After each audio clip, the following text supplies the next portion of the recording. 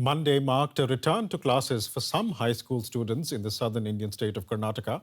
Tensions over banning Muslim girls from attending school wearing a headscarf had led to school closures across the state.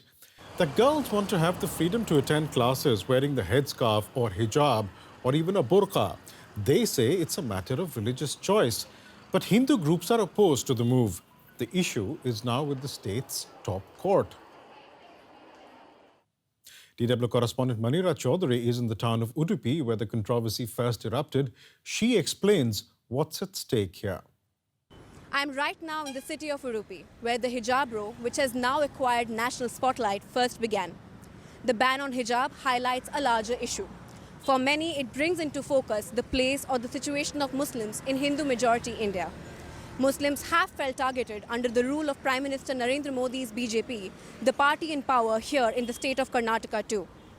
Muslims identify this party as one which favors the Hindus. Some students that I spoke to who wear the hijab say that this ban is discriminatory and unfair and can lead to religious polarization in multi-religious and secular India. And this polarization is also on show in India's largest state, Uttar Pradesh. The state of more than 200 million people is voting to elect a new government. Its current head, a Hindu monk named Yogi Adityanath, is a divisive figure who openly baits Muslims. In 2019, after violent protests over new citizenship laws viewed as discriminatory against Muslims, he vowed revenge. Police went on the rampage, especially in Muslim areas, resulting in people's deaths. Some Muslims fear a potential Adityanath victory in the state elections will only make things worse for their community. The streets of Meerut in India's Uttar Pradesh. About a third of the country's 1.5 million people are Muslim. Today, the scene is peaceful, but in December 2019, these streets saw deadly violence. Protesters were enraged by a new citizenship law, widely seen as anti-Muslim. At least 5 people were killed in clashes with police. Eyewitnesses said police clearly fired on the protesters. Police blamed the killings on the protesters, saying they fired on each other. Over 2 years later, authorities refused to open an investigation into the deaths. One of those killed was 26-year-old Alim. His family blame his death on the current state government, which is now up for re-election. Injustice is at its peak under Yogi's government. It can't get worse than this. They murdered someone. What more can happen? Businesses have been shut, but to kill someone, what's worse than that? Their anger is pointed at Yogi Adityanath, Uttar Pradesh's chief minister. The Hindu monk turned politician has 2 main talking points: economic development and Hindu nationalism, which he sometimes combines into one sentence. The money that was previously spent on rioters and riots, the same money is being used by this government to repair and fuel bulldozers, which we run over the rioters and the houses of criminals. There was a time when we never thought like Hindu, Muslim or anything. These things were not discussed at home. But today it has reached the school level. So it has become very, very easy for politicians to polarize us, and he's a polarizing figure. Nafiza also lost her son that day in Meerut. She just wants the hate to stop. I just hope nobody else loses their son as I lost mine. That's what I expect from this election. My son is gone. I just hope God keeps everyone else safe. But with a population this divided, the safety she wishes for is anything but assured.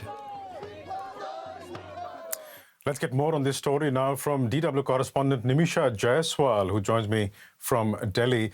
Nimisha, how much of an issue is religious polarization in the Uttar Pradesh polls? Well, Paresh, religious polarization is definitely an issue because we have to keep in mind that this is the state that is home to many of the temple mosque controversies that have made the headlines in India and around the world. It was, in fact, one of the BJP's key poll planks that they would get a temple built where an old mosque was raised, and that temple is under construction right now in Uttar Pradesh. But of course, there's also complexities involved. Political parties in the state are also working on caste and community plans.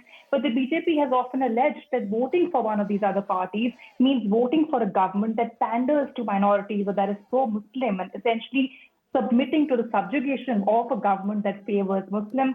But on the other hand, it's also important to remember that the BJP is the incumbent government in the state right now.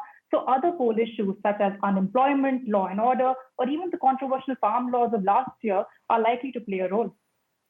Nimisha, some say that the outcome of the Uttar Pradesh polls will influence in some way how the general elections of 2024 shape up. Is that true? It is a possibility, Baresh, because even while general elections happen only once every 5 years, in the intervening years are peppered state elections, which are viewed as a referendum on how the Modi government's policies and practices are being taken by the larger population. Uttar Pradesh specifically is seen as a bellwether state. It is a major state where many of the key political ploys of each political party play out. And when we look at religious polarization in particular, it may influence the future of how much political parties rely on that as a tool. If the BJP wins, it may be seen as a strategy that is working. But if the BJP loses, it may well have to reorient, and it may be an indication for opposition parties on what it needs to double down on while trying to put up a fight. Nimisha, just on a daily basis, this discourse of religious polarization, I mean, it's seen not just in Uttar Pradesh, but it's also seen in other states as well in India, particularly at a national level, if I can just put it that way. I wonder how this religious polarization makes itself known on a regular basis amongst Indians. Well, over the last several years, Baresh, religious polarization has been a topic not just for elections and newsrooms, but for living rooms as well. It has become a discourse about us versus them. And at times, it's not even necessarily about us versus them between Hindus and Muslims. It is often about us versus them between supporters and detractors of the Narendra Modi government. Many of the supporters buy into the discourse that Hindus may be under threat, that they may be subject to subjugation, that minorities are coming to dominate, that they may actually try to play to their advantages by converting people or by imposing hijabs and some such.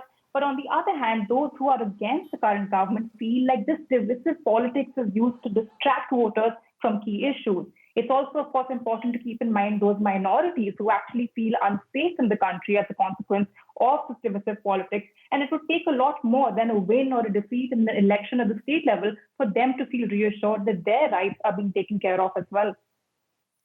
Nimisha Jaiswal in Delhi. We'll leave it there for the time being, but thank you so much for joining us today.